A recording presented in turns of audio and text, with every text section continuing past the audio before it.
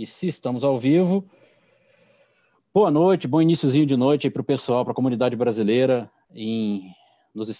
principalmente nos estados do Texas, Colorado, Novo México, Arkansas, ou Arkansas, como eles pronunciam aqui, Kansas e Louisiana. Aliás, nossos pensamentos hoje, especialmente com os brasileiros nos estados de Louisiana e Arkansas, que foram mais atingidos pelo furacão Laura. A boa notícia é que, aparentemente, a gente não tem casos de brasileiros afetados diretamente pelo furacão. Então, a gente fica bem satisfeito. Se por acaso vocês souberem de alguém com dificuldades, por favor, peçam para entrar em contato com o consulado. Mas boa noite, eu sou Daniel Guilarducci Lopes, eu sou chefe do setor cultural e educacional do Consulado Geral do Brasil em Houston e tenho aqui a honra de apresentar mais uma palestra do Consulado Geral para a comunidade brasileira. É mais uma palestra nesse formato virtual, nós fazíamos antigamente palestras presenciais, mas por conta da Covid a gente teve que migrar para o ambiente digital, que teve uma boa consequência, que é a gente consegue alcançar mais pessoas, né? Não só as pessoas que estão presentes ali na palestra, mas o pessoal de outros estados, de outros países até.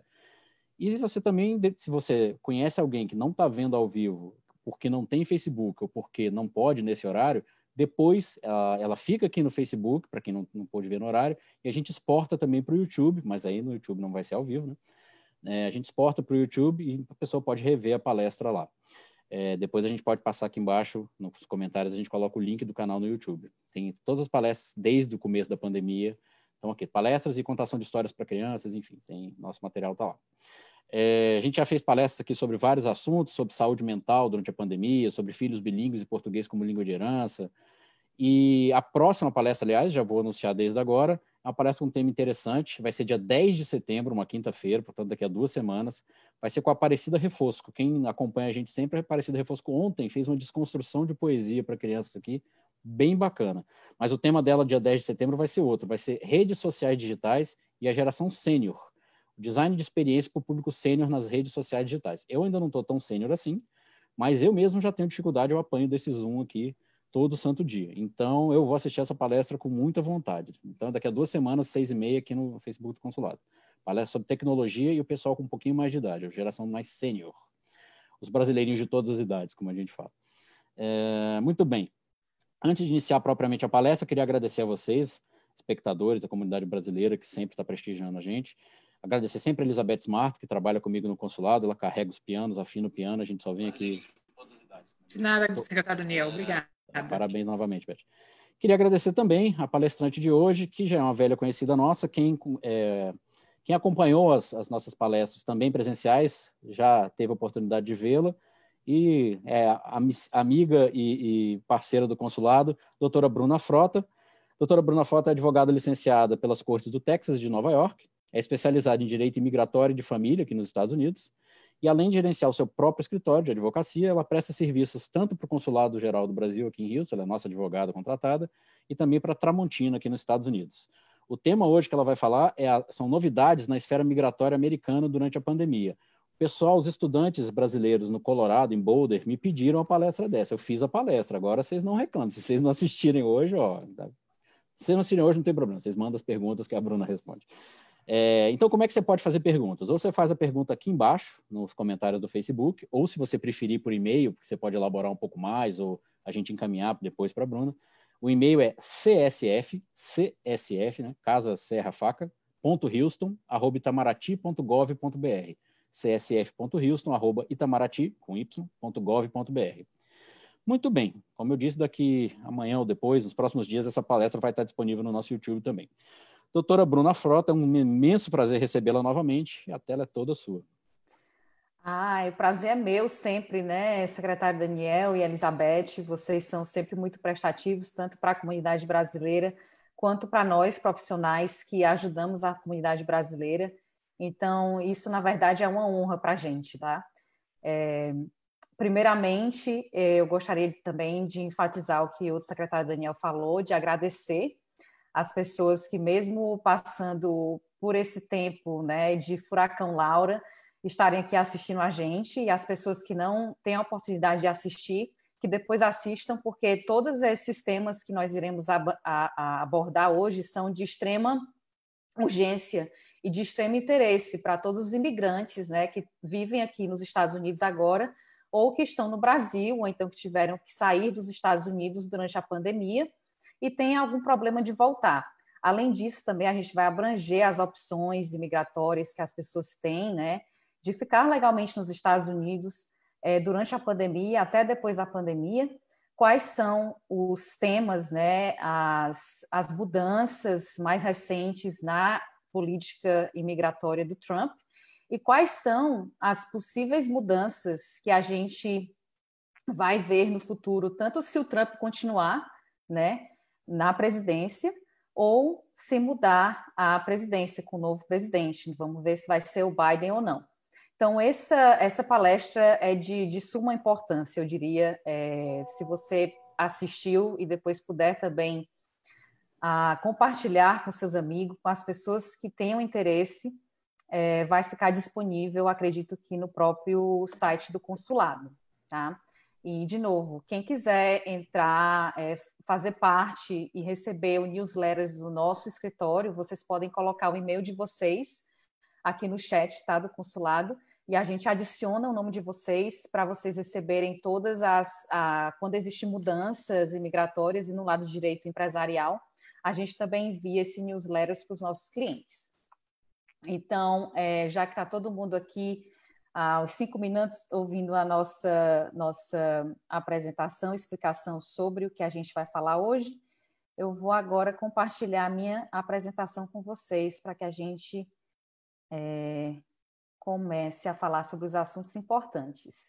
E todo mundo que me conhece um pouco sabe que eu não sou uma pessoa que gosta de ficar parada enquanto eu estou apresentando. Então, se vocês tiverem perguntas durante a apresentação, por favor, sintam-se à vontade de enviar pelo link, né, pelo chat aí do consulado, e a gente vai ter prazer de responder. Então, vamos lá. Não só durante a pandemia, mas mesmo antes da pandemia, quando teve essa mudança, né, de presidência, a mudança da política imigratória dos Estados Unidos, que veio principalmente com o Trump, e isso não é, claro, somente uma onda aqui dos Estados Unidos, mas uma onda mundial, em que os países estão ficando mais nacionalistas, né, e vendo a questão imigratória com outros olhos. O direito imigratório se tornou muito complexo, as leis vêm mudando constantemente, também as políticas, tá? E a maneira com que a imigração ela interpreta as leis e como as decisões são tomadas. Então, nós, como advogados de imigração aqui dos Estados Unidos, temos uma ambição ética de passar para as pessoas, informar, né, a população de quais os riscos, né, e quais são os benefícios, quais são as opções migratórias que as pessoas têm para se manter nos Estados Unidos, porque a maneira que as pessoas viam anteriormente, até antes mesmo do 9/11, desde sempre tudo está modificando, ficando mais difícil, né? E dando um poder de discricionariedade muito maior para os oficiais da imigração pelo governo.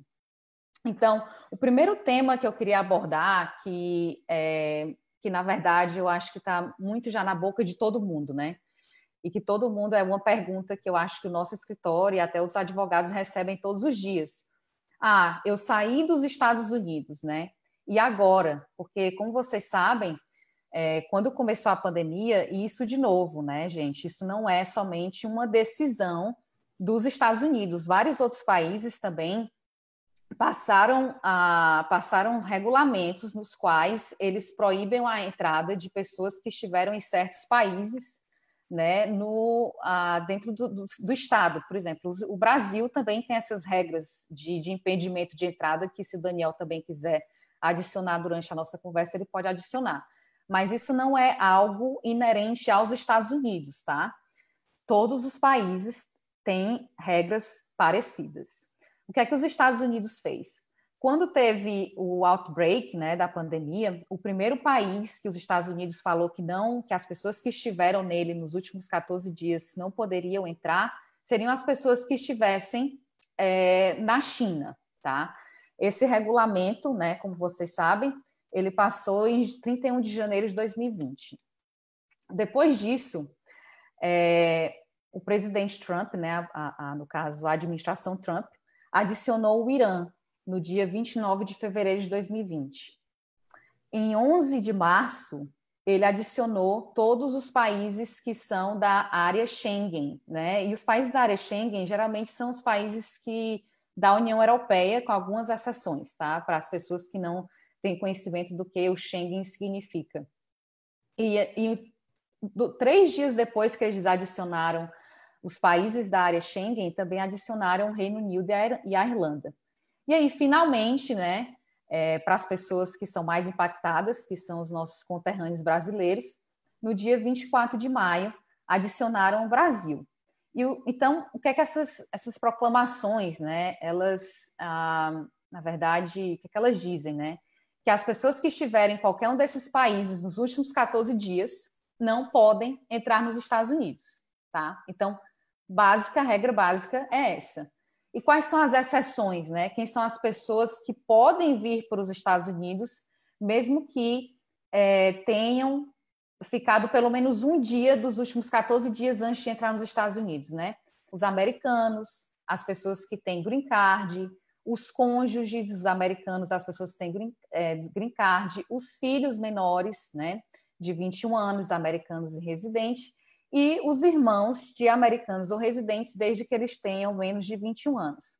Existem, claro, as outras regras, que são as pessoas, por exemplo, que não têm risco de passar o vírus aqui nos Estados Unidos, mas isso é algo que geralmente é uma decisão política, que algum governo vai ter que tomar a decisão, né, e deixar com que a pessoa entre para os Estados Unidos. Mas esses são os três tipos de nacionais, né, de indivíduos que não teriam problema de entrar nos Estados Unidos depois de ter passado, pelo menos, né, passado nos últimos 14 dias, algum dia nesses países que eu mencionei. Então, houve, né, em todas essas proclamações, tem uma seção dentro da proclamação que diz que o governo vai, na verdade, construir tipos de exceções nos quais as pessoas, mesmo que não estejam dentro da lista de pessoas isentas, nas quais elas podem voltar para os Estados Unidos mesmo assim. Então, quais são essas exceções? Por enquanto, né, não foi passado nenhuma exceção para os países, o Brasil, tá? Só foi passado, por enquanto, uma exceção para os países da área Schengen, né, que eu falei, ou para o Reino Unido ou para a Irlanda. A boa notícia né, que houve uma pressão muito grande, na verdade, as pessoas que têm visto de estudante, ou F ou M, para eles voltarem para os Estados Unidos. Então, quem tem visto F ou M e estava, né, nos últimos 14 dias em um país da área Schengen, ou no Reino Unido, ou na Irlanda, essas pessoas não precisam de um pedido de exceção para entrar nos Estados Unidos. Eles podem viajar automaticamente. Quem esteve no Brasil, na China, no Irã, ainda continua com esse impedimento, tá, gente? Infelizmente. Mas depois eu vou falar sobre como é que você pode ter a oportunidade de voltar para os Estados Unidos mesmo assim, e quais as exceções que existem para os brasileiros nesse caso. Então, as exceções que existem para essas pessoas que estão em um país da área Schengen, ou no Reino Unido ou na Irlanda, são geralmente quem tem um visto de trabalho, né? Um L, um H1B, um visto E. As pessoas que vêm para os Estados Unidos com o visto de negócios, né? Um B1, um ESTA. Os atletas profissionais, tá? Também podem vir. Os profissionais da área de saúde e até pesquisadores que vêm para os Estados Unidos combater a pandemia, né? Fazer algum tipo de pesquisa em como combater a pandemia.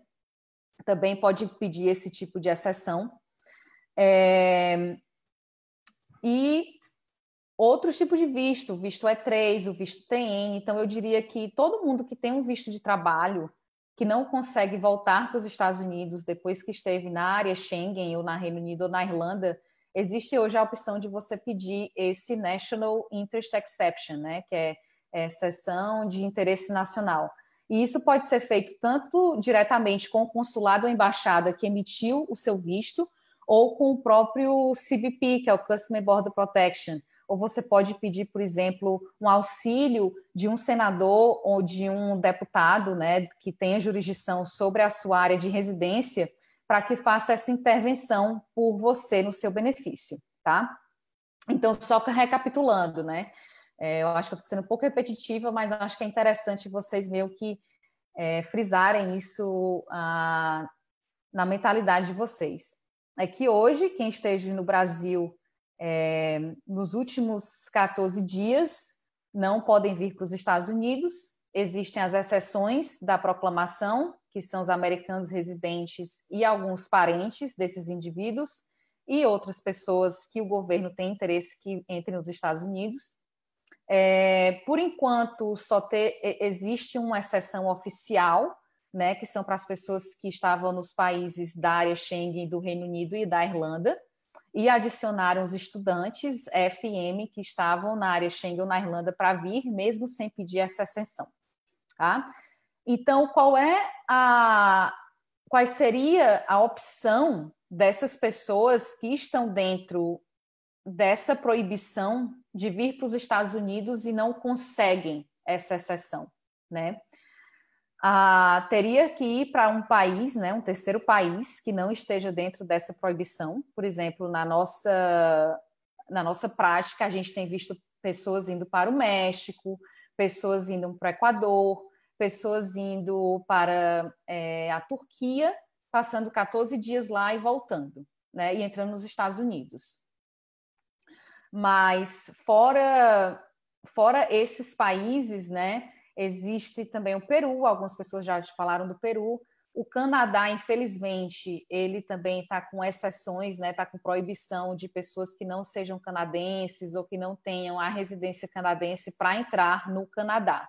Então, antigamente, o Canadá era uma opção, agora não mais. Então, hoje, um terceiro país que ainda deixaria esse brasileiro que esteja no Brasil nos últimos 14 dias entrar seria o México, Equador e Turquia, com certeza. Então, aqui, para complementar um pouco, secretário Daniel, e aí você também pode adicionar se eu falar alguma coisa errada, é que no Brasil, né, também existe essa proibição de estrangeiros entrarem, a não ser que eles tenham um RNE ou sejam casados tenham cônjuge brasileiro, e acredito também que se forem pais, né, de crianças brasileiras. E o que eu tenho visto é que as pessoas, quando vão para o Brasil, por exemplo, você é brasileira, é casada com um americano e tem que ir para o Brasil, é que se você casou nos Estados Unidos, você teria que apostilar, né, essa certidão de casamento, e depois de apostilhada fazer, claro, uma tradução para português para entrar nos Estados Unidos.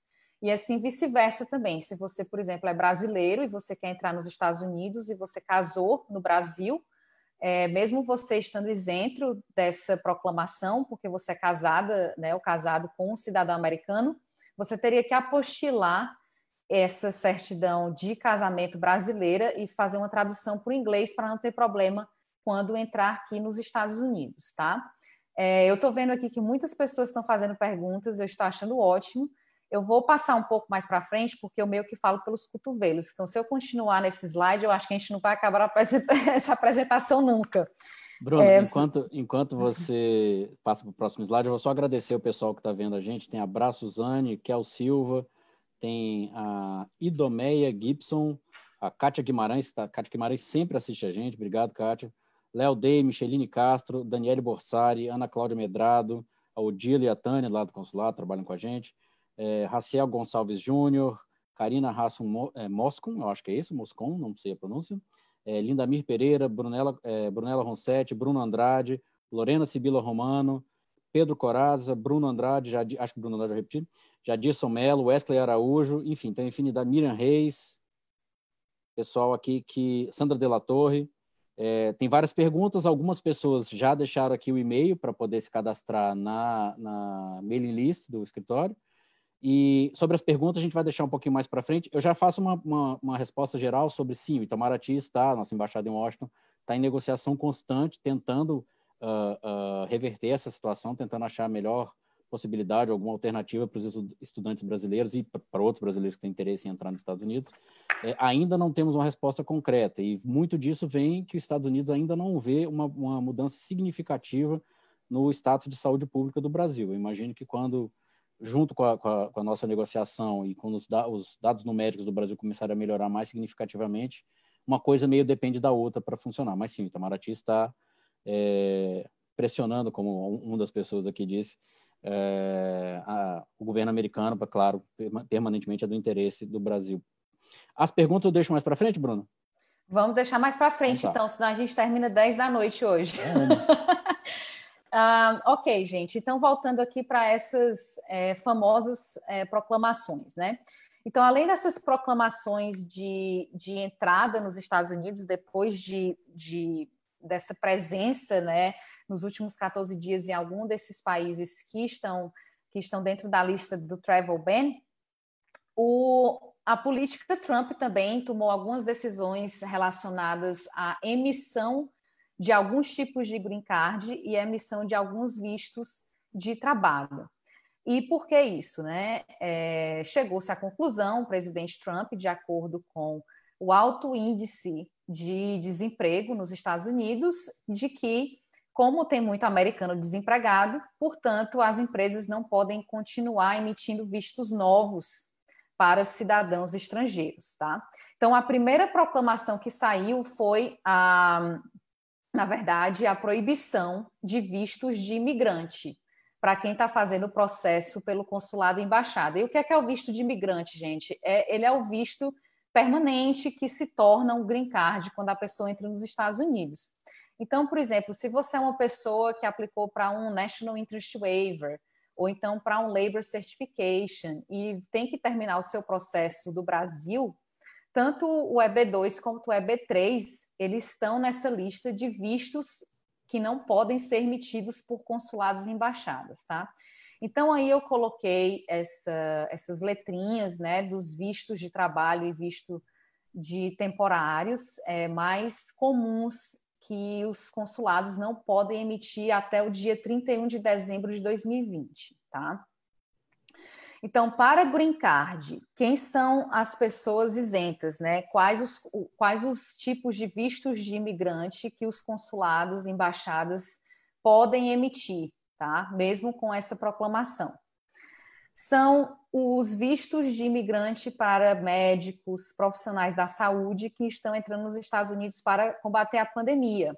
Por exemplo, você é um médico que aplicou para um EB1 habilidades extraordinárias, ou você é um médico que aplicou para um EB2 National Interest Waiver, ou você é uma nurse dentro do Schedule A, uma enfermeira, que você vem combater a pandemia e o seu hospital tem prova de que você vem fazer isso aqui nos Estados Unidos. O governo americano ele tem todo interesse de que você venha logo com esse visto de imigrante. Então, sim, eles podem emitir esse visto mesmo com essa proibição. O segundo são o Green Card por investimento, né, que é o EB5, tá? Então, como o investidor ele vem para os Estados Unidos na verdade, ele contribuiu para a economia americana, então os Estados Unidos falou, ok, você pode ter o seu visto de imigrante emitido. O terceiro são, claro, esposas, os cônjuges, né, de cidadãos americanos e os filhos menor de 21 anos de cidadãos americanos. Outra categoria são as pessoas que poderiam motivar o crescimento da economia americana. E aí vem na verdade, uma área bem cinza, né, que teria que ter uma argumentação jurídica junto com o consulado e embaixada para conseguir a emissão desse green card, desse visto de imigrante. Então, por exemplo, se você é você tem um EB2 de National Interest Waiver e você vem trabalhar para ajudar no boost da economia, por exemplo, criando empregos, você poderia ter uma possibilidade de argumentar isso consulado, embaixada e conseguir o seu visto emitido, mesmo antes do dia 31 de dezembro. Membros das Forças Armadas e os seus dependentes também poderiam, né, ter esse visto emitido até 31 de dezembro. pessoas que estão aplicando para um tipo de visto imigrante especial, que se chama Special Immigrants, também podem, e as pessoas que os Estados Unidos têm um interesse nacional que entre. Então, de novo, é uma área muito cinza, muito negra, muito cinza, e que seria muito mais baseado no que no seu conselheiro jurídico, né, o seu advogado poderia argumentar junto com a embaixada e o consulado. E depois que teve essa proclamação da proibição de emissão de vistos de imigrantes, também veio uma de proibição de emissão de vistos temporários de trabalho, tá? Os vistos H1Bs, os vistos H2Bs, L1s e os J1s em algumas categorias, né? As categorias de au pair, categoria de trainee, categoria de intern, a categoria de teachers, camp counselors e o some worker travel, que eles não poderiam ter vistos emitidos desde que a pessoa não estava aqui nos Estados Unidos, né, no dia 24 de junho de 2020. Esse é o primeiro critério. Ou que a pessoa não tivesse um desses vistos, né, emitidos no dia 21 de junho de 2020, né, visto válido, ou algum outro tipo de permissão de estadia, como um advance parole. Então, isso é 100%, assim, eu diria que baseado em aplicações novas, tá? E aí, o que aconteceu, né? De novo, como o secretário Daniel falou, existe sempre um lobbying, né, de pessoas que são impactadas por essas proclamações e tentam uma modificação junto com o governo. Então, eles emitiram, né, no FASDEM, na verdade, foi no dia mais ou menos em 27 de julho, 28 de julho, o Departamento do Estado ele emitiu uma nota de quais são as pessoas que, mesmo aplicando para um desses tipos de visto, elas seriam isentas e poderiam pedir o National Interest Exception, né? Que é esse NII, tá? Quais são as pessoas que podem pedir essa isenção, mesmo que esteja proibido a emissão de vistos temporários para essas categorias até o dia 31 de dezembro, para quem não estava aqui nos Estados Unidos no dia 24 de junho de 2020 e que não tinham visto válido dentro da categoria. Então, são, por exemplo, os H1Bs, os H2Bs e os L1s que vêm, claro, trabalhar dentro de novo, no combate à pandemia, né? Os médicos, né? Não o caso do H2B, mas um L1, ou então até um H1B para médico, profissionais de saúde, todos esses teriam, teoricamente, a condição de voltar. Ou então as pessoas que já tiveram visto anteriormente, mesmo que não esteja válido ainda, mas que vêm resumir o trabalho dentro da mesma categoria, tá? Para os H1Bs, as pessoas que, por exemplo, ganham 15% acima do prevailing wage, né, do salário que esteja elencado no Labor Condition Application, mostrando que essa pessoa é essencial para o business, tá? E o mais importante aqui, existem outras categorias, claro, e todos os cônjuges dessas pessoas que têm esse tipo de visto também podem pleitear essa isenção, tá? Essa isenção não é exceção, na verdade, que se chama. Então, um dos mais importantes que eu queria falar, na verdade, é o J1, né? Porque muita gente foi impactada com isso, principalmente os au pairs, né? Que estão parados, não podem vir para os Estados Unidos, mesmo com a aprovação do DS 2019. Essas pessoas, esses au pairs, por exemplo, eles podem conseguir essa exceção se eles mostrarem que ele vem para os Estados Unidos cuidar de uma criança que tem alguma necessidade especial, ou então que vem cuidar de uma criança no qual os pais, né, americanos ou residentes ou qualquer que tenham visto temporário, eles têm que trabalhar, por exemplo, no hospital, na clínica, combatendo o vírus. Então, essas pessoas sim poderiam conseguir vir com o J1, essas au pairs. E as outras categorias que foram bem impactadas, e a gente até tem muitos clientes nessas áreas, são os trainees e os interns, né, que geralmente as empresas trazem para receber treinamento por um grande período de tempo. Mas essas pessoas que têm o patrocínio diretamente de uma agência governamental e que no caso, o programa comece com G3, eles conseguiriam vir com o J1 também, tá? Então, aqui, só para a gente fechar esses 2 primeiros slides, existem as proclamações proibido tanto viagem, né, para os Estados Unidos, quanto emissões de vistos. Existem as pessoas que são isentas automaticamente pelas proclamações, existem as isenções que são novas, né, que os consulados, embaixadas, o próprio Customs and Border Protection e senadores e deputados estão ajudando a conseguir, né, e aí essas pessoas podem vir para os Estados Unidos mesmo com essas proibições. E como o secretário Daniel falou, existem muitas organizações fazendo um lobbying para conseguir mais clarificação e conseguir com que outras pessoas que foram impactadas consigam mesmo assim ainda entrar nos Estados Unidos. Então, a gente tem visto uma grande população de estudantes, né, de FM, tentando regressar para os Estados Unidos, e infelizmente ainda não houve nenhuma negociação como os estudantes vindo da área Schengen, do Reino Unido e da Irlanda tiveram. Tá? Então, Deixa Daniel, eu te se você interromper um quiser pouquinho, adicionar Bruné, alguma coisa... eu vou te interromper um pouquinho só para reforçar, né? Especialmente para o Bruno Andrade, para a Brunella Ronsetti, que estão nos assistindo aqui. A embaixada em Washington está em negociação constante com o governo dos Estados Unidos, está propondo essas variações de só poder entrar com determinadas condições, etc. A gente sempre tem que lembrar que a questão migratória é uma questão de absoluta soberania do Estado. Enfim, os Estados Unidos, ele define quem ele deixa entrar e quem ele não deixa no país dele. Enfim, eu estou aqui nos Estados Unidos, aqui no país. Então, a negociação tem que ser feita, mas a gente tem um limite até onde a gente consegue forçar o governo explicando a situação dos estudantes, explicando a situação das próprias universidades. Para elas não interessa estar com as aulas em curso e os estudantes fora, né? Então, está em curso essa negociação. A relação deles com a Índia, por exemplo, aí não seria meu lugar de discutir, mas é a decisão. Para o governo americano não tem problema o pessoal vindo da Índia, mas tem problema o pessoal vindo do Brasil. E aí as razões íntimas são do governo americano. Mas a gente está em negociação constante, espera que em algum momento, em breve, isso se altere. Mas, por enquanto, a gente ainda não tem nenhuma informação constante, uma informação concreta para dar para vocês.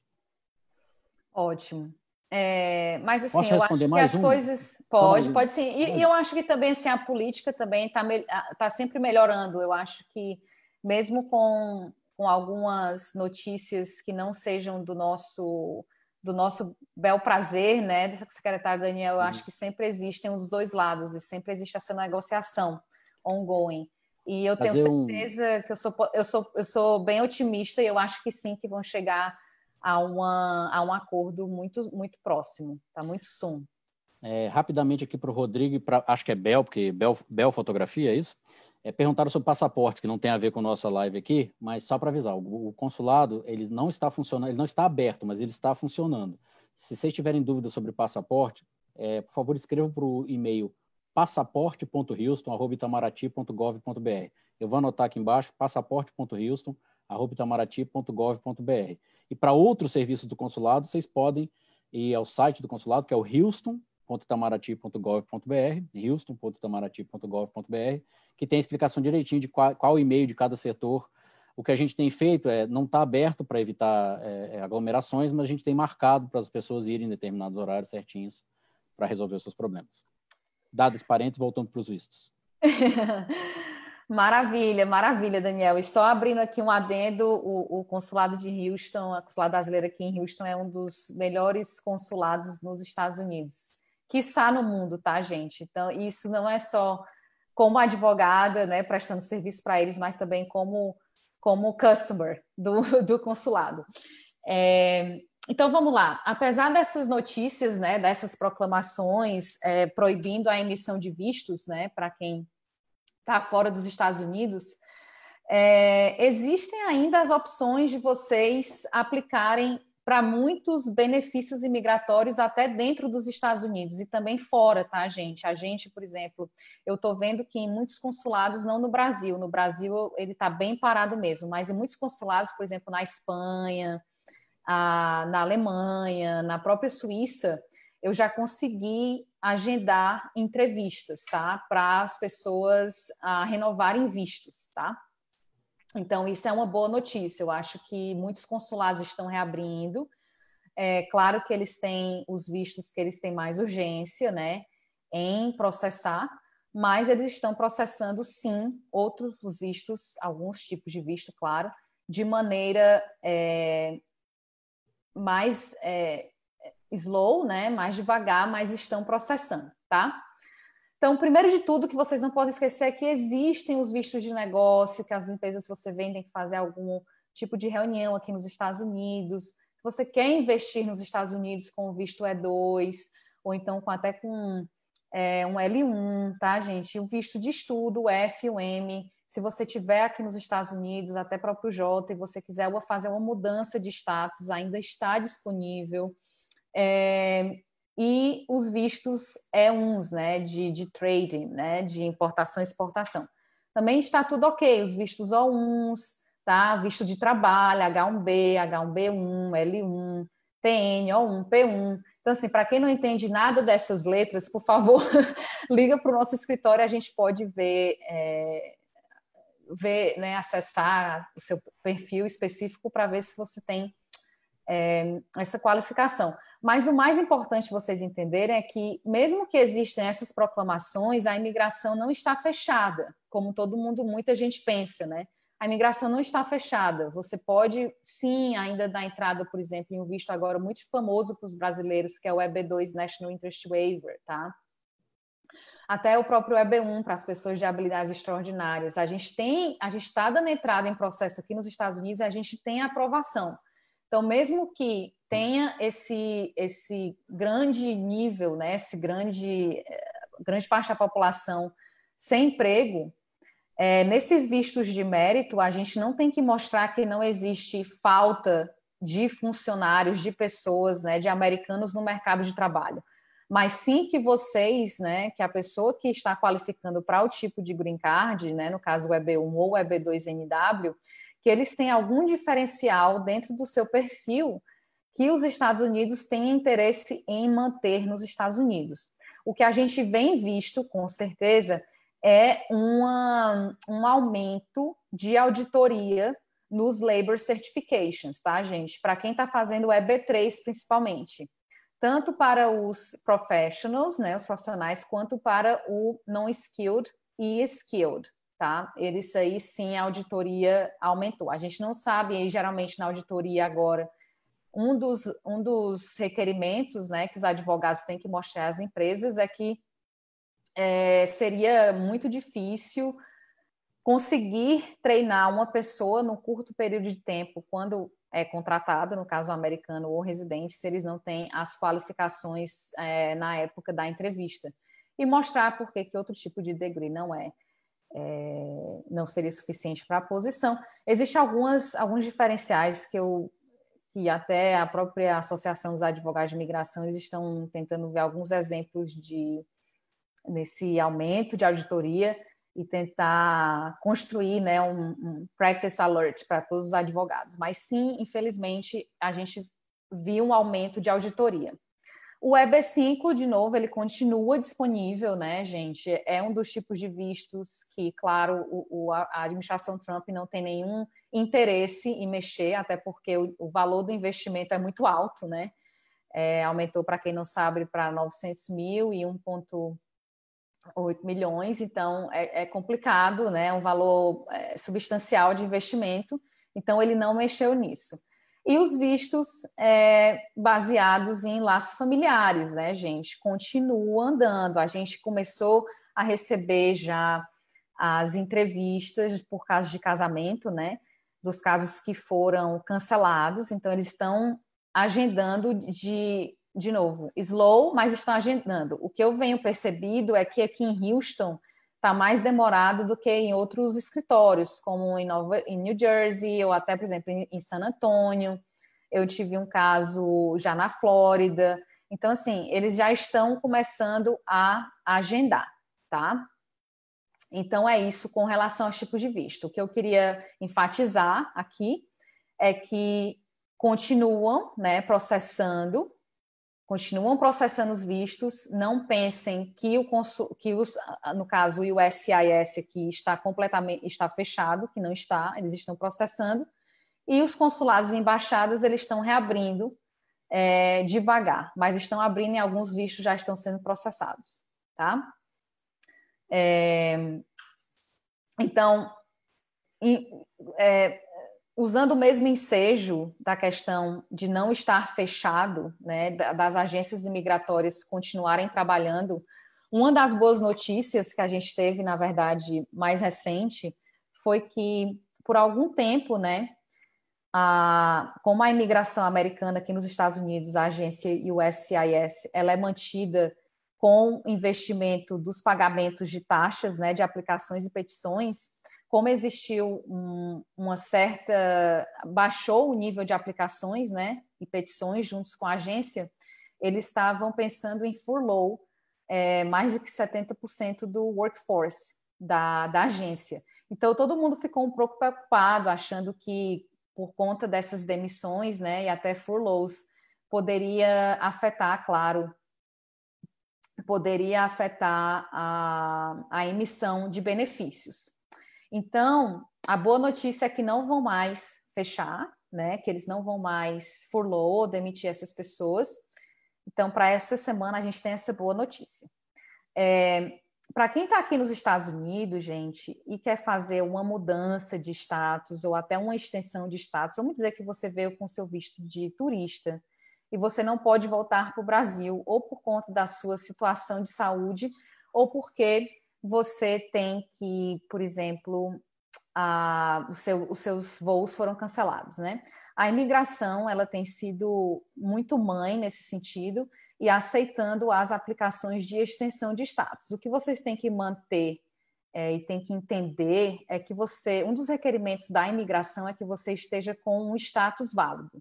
E eu queria aqui fazer uma explicação para você de diferença entre visto e status. O visto é o documento, aquele adesivo, né, que vai no seu passaporte. E o status é o que o Customs and Border Protection ele dá para você quando você entra nos Estados Unidos, que é o famoso I-94.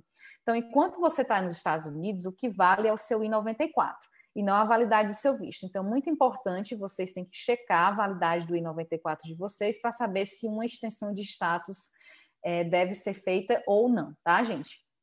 Então, com a extensão de status, o primeiro requisito, tanto como na mudança de status, é que você tenha um status válido. Então, seu I-94 está válido para você fazer a mudança ou a extensão de status. Para quem vai fazer a mudança de status, por exemplo, de um visto de estudante de um status de turista para um status de estudante, o que vocês têm que levar em consideração é que uma das regras é que você não tenha mais do que 30 dias de gap entre a expiração do seu I-94 e o começo das suas aulas. Então, o que acontece? Hoje a imigração está levando em cerca de 10 meses para dar uma resposta com relação à sua extensão de status e até a sua mudança de status para um status de estudante. Então, provavelmente, quando você já chegar a esses 10 meses, o seu I-94 já tem expirado. Então, o que é que você tem que fazer? Você tem que sempre, concomitantemente, junto com a mudança do seu status para o de estudante, fazer uma extensão de status do seu turista. Nem que você tenha que fazer duas extensões, né, uma atrás da outra, ou 3, até que saia o seu F1, mas você tem que fazer. Então, a minha dica, né, o que eu gostaria de falar aqui, enfatizar, é que mudanças de status, que é a mudança de um status temporário para outro temporário, continua válida, e a extensão do seu status também, quer seja de um status de turista ou até um status, vamos dizer, de trabalho, você continua, sim, conseguindo fazer aqui nos Estados Unidos e continuar legalmente no país. Outro assunto que eu queria abordar, que, na verdade, quando saiu na mídia, teve um alvoroço muito grande, porque a maneira com que foi passado para as pessoas era que era algo novo, né? Na verdade, gente, como muita gente sabe, quem tem o visto de estudante, eles têm permissões de trabalho baseado em certas circunstâncias, né? Não é todo mundo que pode ter a permissão de trabalho. Então, existem as circunstâncias que esses estudantes podem pegar uma permissão de trabalho. E, geralmente, é baseada no curso, né? Baseada, por exemplo, quando você se forma, você pode pegar um OPT, ou então quando você está trabalhando, ou enquanto você está na escola, você pode fazer um CPT, ou então você pode trabalhar on campus dentro da escola. Existe um tipo de permissão de trabalho para quem tem o visto de estudante que é baseado em severe economic hardship. E isso, gente, sempre existiu. Inclusive, foi tópico da minha tese de mestrado, quando eu me formei, quando eu falei sobre a opção de permissão de trabalho nessas condições, né, de estudantes que estão aqui nos Estados Unidos há pelo menos um ano, tá, gente? E que sofrem uma mudança drástica na maneira de como eles podem sustentar, se manter, pagar as suas despesas aqui nos Estados Unidos. Então, a pandemia, né, a questão da mudança, por exemplo, flutuação do valor da moeda, se houver, por exemplo, alguma situação de guerra no seu país, ou então tiver o seu sponsor, né, o seu patrocinador sofreu algum tipo de perca, perdeu o emprego, ou então o business não está dando muito certo, e você conseguir mostrar isso para a faculdade, né, porque a faculdade tem que emitir para você um I-20 atestando que você sim está passando por esse momento de problema econômico, né, financeiro, e que precisa trabalhar para poder pagar os custos da faculdade e os custos da sua estadia nos Estados Unidos e não se tornar um peso para o governo. Então, essa continua sendo uma opção também, tá? Mas, de novo, não é algo novo, não é regra nova, a legislação sempre existiu e a maneira com que foi passada para o público foi uma maneira errônea, somente isso, mas sempre existiu, tá? Passando aqui para o nosso próximo slide, quais foram as mudanças mais recentes da imigração, né? E para quem me segue aí no Instagram, no Facebook e recebe a minha newsletter, sabe que a gente sempre está passando essas novidades para vocês. O primeiro de tudo aconteceu, na verdade, semana passada. Para quem não sabe, né, em alguns dos tipos de permissão de trabalho, você precisa de um cartão, que é chamado EAD, para poder trabalhar, e a sua empresa fazer um formulário chamado I-9 para fazer a verificação do seu emprego, tá? Então, quando foi mais ou menos em maio desse ano, a USCIS ele quebrou um contrato com a empresa que fazia a emissão desses cartões do EAD e também do Green Card. Então, muitas pessoas estavam com a permissão de trabalho aprovada, mas não tinham o Green Card em mãos, porque a empresa não estava confeccionando o cartão. Então, o que foi que a imigração falou? Ok, gente, só para vocês poderem voltar a trabalhar, e eu sei que é um problema nosso dessa não emissão de permissão de trabalho dos cartões, vocês podem começar a trabalhar, tá? Baseado nessa aprovação da imigração, nesse papel, e fazer o seu formulário I-9, tá? Não tem problema para as pessoas que tiveram esses documentos aprovados até 20 de agosto de 2020. Então, no começo de dezembro de 2020, as empresas vão ter que reverificar o I-9 com o cartão de permissão de trabalho que a imigração vai emitir. Então, isso é uma ótima notícia. A segunda notícia é sobre a regra do public charge. O que é que acontece? De novo, essa regra sempre existiu, gente, tá? Então, o que é que acontece? As pessoas que vêm fazer qualquer tipo, fazem um pedido de benefício migratório, elas têm que mostrar que elas têm suficiente funds, né, para se manter aqui nos Estados Unidos, quer seja através de um patrocinador, quer seja individualmente.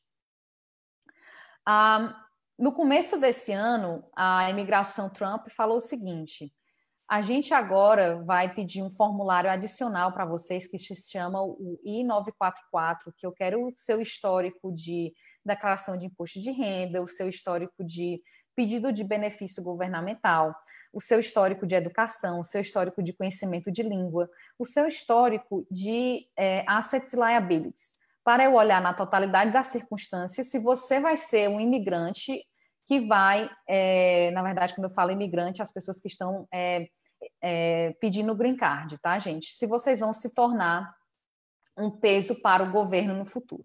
Então, esse formulário veio com muita surpresa para muitas pessoas, porque é um formulário longo e requer muitos documentos, tá? O que aconteceu? Há mais ou menos umas 3 semanas, um juiz de Nova York falou: essas pessoas que receberem benefícios públicos, né, do governo, elas não podem durante a pandemia, por conta de emergência nacional, esses benefícios não podem ser contados para a determinação de que se essa pessoa vai ser inadmissível para receber um green card por conta do public charge, né?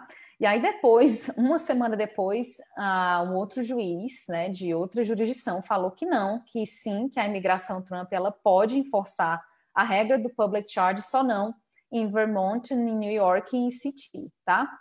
Só que o que aconteceu? Quando houve essa decisão de Nova York, esse nationwide injunction, a imigração e o USCIS tirou o I-944 de dos formulários, né, que devem ser emitidos junto com o Adjustment of Status Application. Então, hoje, ainda as pessoas estão em limbo para saber se tem que mandar o I-944 ou não. Então, tem alguns advogados que estão mandando com o I-944 e outros que estão mandando sem, já que ele requer um nível a mais de dedicação, né, para conseguir, no caso, a aprovação do Adjustment of Status e mais documentação. Então, isso depende do seu conselheiro jurídico, se eles estão mandando ou não o I-944 devido a essa tirada do formulário do próprio site. Então, para quem está em Vermont City ou New York, você está coberto. E Illinois também, como vocês sabem, foi o único estado que, desde que isso começou, está fora desse circuito aí do qual a imigração vai levar em consideração essa totalidade das circunstâncias para fazer a determinação se você é inelegível ou não para o green card. A terceira grande mudança, que eu acho que muita gente hoje está correndo para entrar com seus benefícios junto com a imigração, é o aumento das taxas imigratórias, gente, tá?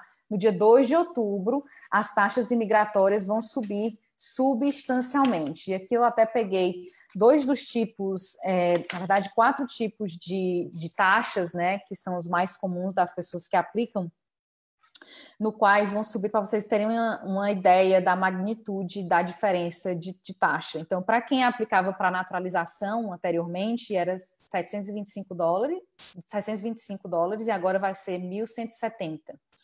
Para quem aplica para o Green Card hoje, quando você paga só uma taxa, você tem direito a pegar uma permissão de trabalho e viagem temporária, você paga 1.225. Depois do dia 2 de outubro, se você quiser todos os benefícios juntos, você vai ter que pagar 2.270, se você é adulto, claro. O I-130, que é a petição de Alien Relative, que é para os casos de petição por família, vai passar de 535 para 550, e os casos de petição por emprego, que é o I-140, vai diminuir de 700 para 555, tá? Mas a maioria dos casos vai sim aumentar, tá, gente? A quarta grande mudança é a espera do pedido de permissão de trabalho para os aplicantes de asilo político. Então, qual era a regra anterior? Era que as pessoas entravam aqui nos Estados Unidos, pediam essa permissão de trabalho, tinha que esperar 150 dias, e a imigração tinha que emitir a permissão de trabalho dentro de 30 dias. Agora, com a recente mudança, porque o Trump falou que existiam muitas pessoas que estavam abusando, né, dos pedidos de asilo político, é que as pessoas agora têm que esperar pelo menos um ano, tá, para pedir essa permissão de trabalho. Além disso, não vai ter mais um tempo no qual a imigração seja obrigada a emitir essas permissões de trabalho. E o último, né, a última grande mudança é o famoso DACA, né? Para as pessoas que não conhecem o DACA, foi um programa criado durante a administração Obama, no qual ele dá uma deferred, uma permissão para que as pessoas que entraram aqui quando crianças, né? Porque não foi, na verdade, a vontade deles de entrarem aqui nos Estados Unidos e ficarem ilegais, essas pessoas ficarem, não serem deportadas e ter uma permissão de trabalho. Esse é o famoso DACA. A administração Trump disse que a administração Obama emitiu o DACA erroneamente, né, contra a lei, da maneira errônea, e começou uma batalha aí jurídica nas cortes para saber se o DACA era válido ou não. Finalmente, a Suprema Corte decidiu que o DACA, ele não que ele é illegal, mas que ele foi sim feito da maneira correta e que a administração Trump teria que entrar com um novo pedido para challenge programa. Então, por enquanto, o DACA continua válido, mas ele não é válido para novas aplicações, somente para renovações, tá? E aí eu vou falar o que a outra grande mudança, mesmo que eles aceitem as renovações, é que as permissões de trabalho pelo DACA eram emitidas por 2 anos e agora elas vão ser emitidas somente por 1 ano, tá, gente? E agora, o que acontecerá no futuro, né? O que é que a gente pode esperar? Tanto se o Trump ganhar ou se a gente tiver um novo presidente. Quais serão as mudanças? A gente sabe que se o Trump continuar, provavelmente as leis migratórias continuarão ficando um pouco mais restritas, e que se tiver um novo presidente também a gente não sabe quais serão as consequências. Mas que sim, que existe uma tendência a todos os países ficarem mais nacionalistas e protegerem os seus próprios cidadãos em residentes. Mas a gente tem que sempre considerar que existem as leis, né, no quais os estrangeiros têm que passar e se manterem legalmente nos Estados Unidos, que são muito restritivas, né, e são bem difíceis de serem concordadas e aceitas pelos oficiais da imigração odiernamente. Então, mesmo que exista essa noção do nacionalismo, existem as regras a serem cumpridas e os estrangeiros estão fazendo isso. Então, isso é uma boa notícia. Mas o que é que vai acontecer no futuro, né? Um dos grandes impactos que a gente vê, principalmente na esfera do direito do business immigration, que é, na verdade, o nosso carro-chefe do escritório, que são os vistos de trabalho e os green cards, né, por trabalho e por mérito, que a imigração americana vai ter algo muito parecido com as imigrações do Canadá e da Austrália, que vai ser imigração baseada em pontuação.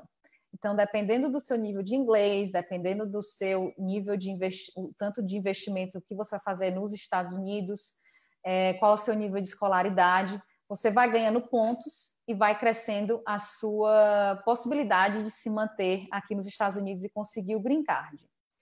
Então, assim, existem muitos programas pilotos que estão sendo, na verdade, redigidos e revisados, e uma das pessoas que fazem que está meio que encabeçando esses projetos é o genro, né, do Trump, o Jared Kushner. Então, vamos ver, a gente tem que esperar para ver. Eu acho muito difícil que isso passe, eu acho complicado, eu não acho que vai ser uma coisa nova, mas sim é algo que está tanto na agenda do presidente Trump quanto na agenda do Biden, mas assim, a gente não sabe especificamente como é que ele vai fazer essa modificação da pontuação em si. Pode ser que nem faça e continue da maneira que já esteja. A outra grande diferença, para quem não sabe, existem vistos disponíveis em categorias diferentes de green card, né? EB1, EB2, EB3, EB4, EB5, e que esses números são estatutoriamente já pré-estabelecidos. Então, hoje, por exemplo, indianos e chineses, eles passam quase 10, 15 anos para conseguir um green card por emprego, tanto no EB1 quanto no EB2. Então, existem legislações, tá, tanto do lado republicano quanto democrata, no qual eles querem, na verdade, um lado quer que a maneira com que seja elencado esses tipos de green card sejam para os 2 países que tenham mais aplicantes, e aí iriam mais para os indianos e chineses, e as outras nacionalidades teriam que esperar mais tempo na fila.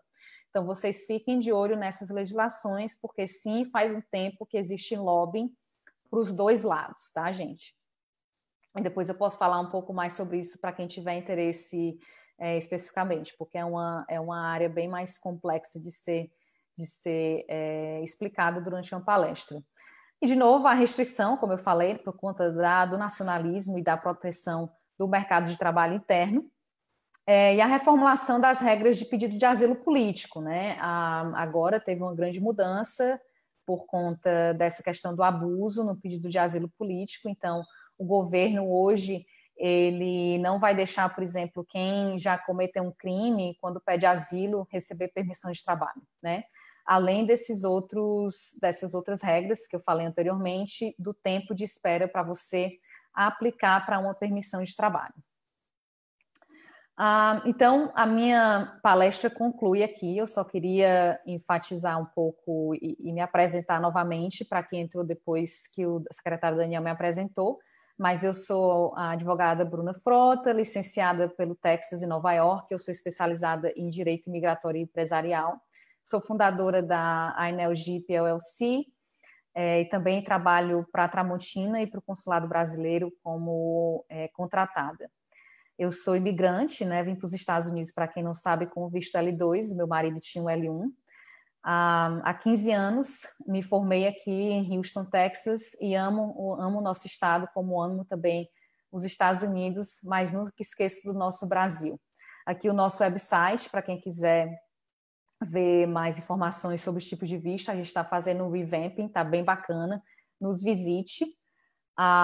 Aqui alguns websites interessantes, para quem não conhece muito sobre a imigração americana, no qual vocês podem também conseguir informações de último minuto, tá? O primeiro de todos é o USCIS, que é a agência migratória que emite aplicações e petições dentro dos Estados Unidos. Aí a gente tem o CBP, que são os agentes da fronteira que entram nos estados. O ICE, a Polícia Migratória. O DOL é o Departamento de Trabalho, né, que fazem todas essas revisões de visto de trabalho. O Justice.gov é a imigração, a Corte Migratória Americana. E o último de todos, que é o Travel.state.gov, é o Departamento de Estado americano. Então, eu queria terminar aqui a minha palestra com essa frase que eu achei muito inspiradora, que é um político americano no qual ele fala para o speaker, né, da House of Representatives, no caso da Câmara dos Deputados, ele fala: a nossa nação depende do trabalho dos imigrantes. E eu espero que a gente possa criar um sistema de imigração que seja tão dependente, né, que seja tão, eu diria, eficiente quanto os imigrantes são. E aí eu gostaria de agradecer de novo o consulado pela oportunidade e fico sempre disponível para as perguntas que vocês venham a ter. Obrigado a você, Bruna. A gente está com um pouquinho mais de 1 hora de live e eu vou agradecer aqui porque a gente continua com audiência significativa. Nós temos várias perguntas e não muito tempo. Posso fazer? Pode, assim, eu não tenho tempo para sair, Daniel. Eu sei que então, você, a sua mulher, está com outra live, então... Não, mas minha live, minha esposa está em outra live, eu não posso assistir, depois a gente vai brigar. Mentira. Então, vou perguntando aqui, e aí, se por acaso você achar que a pergunta demanda uma explicação muito longa, aí a gente pode falar assim, então escreve para a Bruna que ela te responde por e-mail. Mas acho que dá. Bom, primeiro tem uma pergunta, uma curiosidade, que curso que vocês formou no Texas Direito, não é isso? Direito. Isso. Agora, vamos lá. A Andrea Rojas pergunta para você qual é a sua leitura sobre a não penalização das taxas para visto de trabalho. Não penalização? Não penalização. Andrea, o que você quis dizer com não penalização? É porque elas não aumentaram? Aumentarão? Entendi. Nesse específico, né, do I-140? Não, mas na verdade, André, você tem que ver como um todo, porque isso daqui é só uma petição que eu dei um exemplo. Mas existem várias outras que vão dentro de um green card por emprego que também vão ser aumentadas, que é a questão do adjustment of status. Muito bem. O Fábio Lima quer saber o seguinte, o EB2NW ainda está funcionando? Que tipo de visto é esse? Então, esse é um visto maravilhoso, Daniel, que os brasileiros adoram, porque ele é um visto de trabalho, que é baseado nos seus méritos profissionais, tá? E você não precisa de um patrocinador americano. Você pode chegar para o governo americano e falar: governo americano, eu qualifico para esse tipo de green card e eu mereço ficar nos Estados Unidos porque eu vou trazer um benefício, quer seja para a economia, quer seja para o meio ambiente, quer seja para a criação de empregos, quer seja investimento. E aí você vai da criatividade do advogado fazer a argumentação necessária para você conseguir o visto. Mas ele é super interessante. Como eu falei durante a palestra, muitas pessoas têm medo de dar entrada agora no processo porque acham que por conta do desemprego e pela dificuldade que a imigração vem colocando em todos os tipos de visto que seria mais difícil conseguir o EB2, mas não, gente. A gente acabou de ter, por exemplo, um aprovado de uma cientista que trabalha com energia renovável, né? Então, o que você tem que mostrar é que você vai trazer algum benefício para a nação americana. E aí você tem que ter um advanced degree, que é um mestrado ou um bacharelado mais 5 anos de experiência, ou ser uma pessoa de habilidades excepcionais. Mas sim, continua valendo, como eu falei, gente, tudo está valendo. Tudo está valendo. Tem umas coisas, claro, que estão proibidas para quem está vindo de fora dos Estados Unidos, mas não se acanhe, como a gente fala lá no nosso Nordeste. Contate um advogado, porque sim, existem as opções de você entrar legalmente ainda nos Estados Unidos. Muito bem, vamos para a próxima. Lindamir Pereira. Quer saber o seguinte, se pode aplicar para a cidadania faltando 5 meses para completar 5 anos? Não pode, gente. Tem que ter pelo menos 4 anos e 9 meses de green card e pelo menos 3 anos morando na jurisdição onde você aplica o seu N400. Eu entendo que vai aumentar a taxa, mas infelizmente não pode. Aí você não estaria qualificada para dar entrada para a naturalização. Muito bem, a Letícia Rassi acaba de mandar uma pergunta. A renovação do visto de trabalho ainda está sendo feita se a pessoa está aqui nos Estados Unidos? Tá, gente. Então, de novo, aqui nos Estados Unidos você não faz renovação de visto, você só faz renovação de status e de petição. Então, você pode sim renovar sua petição e seu status junto com o USCIS. Perfeito. Juliana Campos, para quem está no Brasil, aplicou para o visto L1 e foi aprovado, o jeito agora vai ter que esperar até janeiro para tirar o visto? Até janeiro ou até sabe quando. Né? Eu acho que ela quis dizer talvez que a petição L1 foi aprovada, né? Então, se você voltar um pouco na palestra, a gente teve um slide justamente sobre isso, sobre as isenções dessa proclamação da proibição de emissão de visto até 31 de dezembro de 2020. Existem as exceções, tá? E você pode pedir junto com o consulado ou embaixada.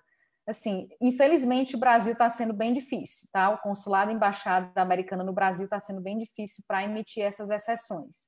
Mas se a sua empresa ela tiver um bom motivo para te trazer, vamos dizer que você tem uma posição crítica dentro da empresa de infraestrutura, que você vai trazer algum benefício econômico para os Estados Unidos como funcionário da empresa, ou então você tenha um senior, você seja uma pessoa bem senior dentro da empresa, como CEO ou um gerente de um departamento, pode ser que a sua empresa consiga argumentar com o consulado e conseguir essa isenção.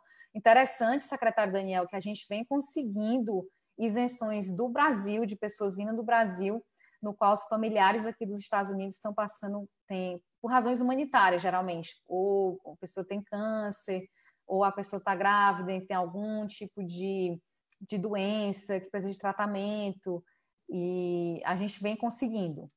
Então, não é impossível, gente. É possível. Só tem que tentar encontrar qual viés de fazer a argumentação. Ainda dentro dos vistos L, temos 2 perguntas aqui. Primeiro, Helder Calmon pergunta, ela é enfermeira e mora em Houston, o esposo é L1 e ela pensa em mudar de L2 para EB2, se você acha que ela tem chance. Eu tenho que ver o seu currículo. Mas sim, pode, né? Depende do seu currículo. Muito bem. Tem que dar uma olhada, então, no seu caso específico. O Jardson pergunta, ele está nos Estados Unidos desde 2018 e precisa voltar para renovar a petição L1B. Será possível? A petição, não o visto, ele esclarece. A petição. Provavelmente ele tem um blanket L1B, que é um processo streamline de grandes multinacionais que conseguem fazer tudo, a petição e o visto diretamente no consulado. No caso dele, hoje seria muito difícil ele conseguir, tá? Um appointment para conseguir a renovação. Então, seria mais prudente a empresa provavelmente fazer a extensão da petição junto com o USCIS. Muito bem. Vanessa Silveira pergunta, quanto tempo leva o processo de green card para visto L1? Essa pergunta também tem 2 words, né? A primeira de todas é qual o tipo de green card que você qualificaria. Se você tiver o L1A e você qualificar para um EB1C, que é o Multinational Manager, o green card, o executivo, mais ou menos em torno de 1 ano e meio a 2 anos. Se você faz um EB2 Labor Certification, demora mais ou menos em torno de 2 anos a 2 anos e meio, porque você tem que passar pelo Labor Certification primeiro. Então, depende. Eu não sei qual o tipo de green card que ela daria entrada. Aí, Vanessa, é o caso de você escrever lá para o escritório da Bruna para ela te responder direitinho, para conhecer melhor seu caso. Shalom Machado pergunta, em relação à renovação do F1, qual o procedimento? O que ela tem que fazer para renovar o F1? Renovação do F1, eu acredito que ela esteja falando do visto, porque, gente, uma vez que você entra com o F1 nos Estados Unidos, o documento que dita a sua legalidade é o DS 2019. Então, se você estiver mudando de escola, por exemplo, ou mudando de nível de estudo, é só você pegar um novo I-20. Mas se ela estiver falando de visto, né? Como vocês sabem, o visto, gente, é somente para entrar nos Estados Unidos, uma vez que você está aqui dentro, que vale ao seu I-94. A minha recomendação é não sai agora, porque você não precisa. A não ser que você tenha uma urgência e você precisa ir, vai ser super difícil conseguir renovar no Brasil. Não acho que você conseguir tão rápido. Entendido. A Sandra de la Torre pergunta se ela pode entrar nos Estados Unidos. Quem tem green card está podendo voltar? Claro. Pode, né? Pode. Essa não vai ter a limitação da imigração. E a boa notícia agora, secretário Daniel, é que o próprio CDC, né, para quem não sabe, existia um período de quarentena para quem viajava dentro dos Estados Unidos de uns estados para outros, tá? E quem não fazia a quarentena tinha que pagar a multa. Agora o CDC ele tirou essa quarentena mandatória e as pessoas não precisam mais fazer quarentena. Muito bem, deixa eu ver o que temos mais aqui. Sim, o Fábio Lima pergunta se a doutora Bruna tem Instagram. Qual o seu Instagram, doutora Bruna? Tenho. Frota Bruna. Frota Bruna, Fábio. Pode seguir ela lá, recomendo. Todo mundo é Frota Bruna, gente. Tudo meu é Frota Bruna. Frota Bruna. Tem uma pergunta aqui meio fora do nosso contexto, vamos ver se você sabe. No Texas pode tirar a carteira de motorista sem seguro social, sem social? Pode.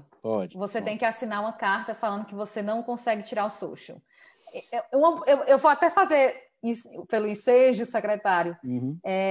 Para quem não sabe, quem é filho menor de 21 e vem com visto de dependente de alguém, tem um visto de trabalho, por exemplo, essas pessoas não podem tirar social como cônjuge. E aí, o que é que acontece? Os pais, eles dão entrada num ITIN number, né, para eles poderem adicionar essas pessoas como dependentes no imposto de renda. Então, quando essas crianças, né, viram adolescentes e querem tirar a carteira de motorista, só tem que fazer uma carta explicando por que não tem social. Muito bem. E tem mais uma pergunta aqui, e aí eu acho que eu já aprendi a resposta aqui, que eu acho que depende do currículo dele, vamos ver. O Reginaldo Medeiros pergunta, ele é formado em Direito, isso ajuda para te conseguir algum visto para os Estados Unidos? Não, só a formação não ajuda, depende do currículo. Muito bem, o Daniel vai começar a revisar currículo. De tanto eu assistir a Bruna, eu aprendo uma coisa ou outra. A gente demora, mas aprende. Bruna, por enquanto, acho que são essas respostas. Vou dar 10 segundos. Alguém quer fazer mais uma pergunta? Eu ainda leio. Fale ou cale-se para sempre, né? Fale-se ou mande um e-mail para a Bruna. Bruna, muitíssimo obrigado. A gente está aqui com quase 1h15 de live, um monte de gente assistindo, mais de 70 pessoas assistindo, que para a média das nossas lives é bem bacana. A gente queria lembrar que essa palestra, para quem, se você conhece alguém que tem interesse nesse tema e não pôde ver porque não tem Facebook ou porque não podia ver nesse horário, a partir de hoje ou amanhã, mais provável amanhã, ela deve estar no YouTube. Então, o YouTube você não precisa ter conta no YouTube para poder assistir aos vídeos. E, bom, vai estar por lá. A Bruna certamente vai voltar para outras palestras, que ela está aqui sempre com a gente. Te agradeço novamente, Bruna. E se você quiser dar um último recado. Sim, não, eu que de novo agradeço. Fico muito feliz pela audiência, porque a gente até falou assim no começo que a concorrência hoje estava grande, mesmo com Laura, muitas palestras bacanas acontecendo, muitas lives. Então, eu fico muito lisonjeada, agradecida pelas pessoas assistindo. De novo, gente, nosso time aqui, o nosso escritório está sempre disposto a responder perguntas. Sigam a gente pelo Instagram. Se Deus quiser, eu vou ficar muito tempo no consulado e dar muita palestra também. Mas, de novo, agradecendo. Nosso povo é muito bacana, muito unido e vamos continuar com essa força juntos. E vamos passar 2020... né? Vamos torcer que o resto de 2020 seja mais tranquilo e que em 2021 a gente recupere com força total. É isso aí, sempre em frente. Eu queria agradecer novamente a audiência e lembrar que a próxima palestra, então, vai ser na quinta-feira, dia 10 de setembro, 18h30, e vai ser sobre tecnologia, mídias digitais, redes sociais para seniors, para pessoas mais velhas. Mas vale para todo mundo, que eu acho que é um temas que envolvem tecnologia e mídias sociais e redes sociais são atraentes para todas as idades. Obrigado novamente, Bruna. Até mais, pessoal. Qualquer coisa, escrevam para o consulado. Aqui nos comentários, eu deixei, inclusive, a lista de e-mails para quem estiver precisando de algum serviço específico do consulado. Deixa eu dar um último aviso. O consulado vai se mudar fisicamente esse ano. No final de setembro, início de outubro, o consulado não vai funcionar, a gente não vai ter como funcionar, porque as coisas estarão todas encaixotadas, saindo de um prédio para o outro. Então, se vocês tiverem algum serviço que vocês queiram fazer, ou que se puder esperar, que peçam depois de meados de outubro, mas se não puder esperar, peçam logo antes da última semana de setembro, porque depois disso a gente vai ter que interromper as atividades durante uma semaninha, 2, para poder remontar o consulado. Na página do consulado tem onde vai ser o endereço novo, mas não vão para lá ainda, porque ainda está em reforma.